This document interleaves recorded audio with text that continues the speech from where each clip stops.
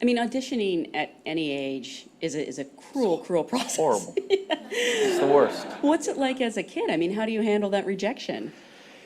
You know, it's interesting because I remember, you know, you're sort of set up and you're put into this system where I think that you're supposed to be a jack of all trades, and you're 11, 12 years old, and you're sort of conditioned to say, well, you know, the casting director's there and say, well, can you juggle? And you're like, absolutely, I can juggle, you know.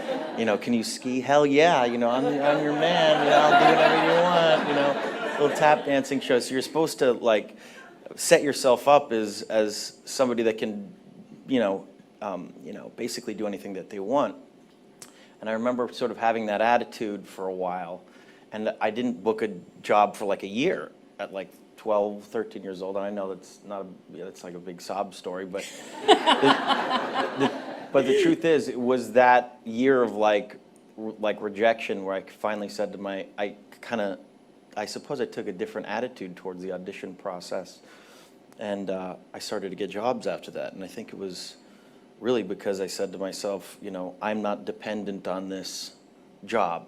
You know, this isn't going to define me, you know, and I started to sell myself less, prepare more for the roles, you know, really investigate the characters as much as I could, and not feel like, you know, my self-worth was dependent on whether I booked the job or not. And I think that's finally what clicked with me, and I realized that casting directors weren't always necessarily looking for the, you know, the Broadway showman that could do whatever they wanted, but somebody that had, you know, I don't want to say a little edge to them, but, you know, a different attitude about the audition process. Because, you know, you focus more on the work, you focus more on the character rather than selling yourself constantly to these people.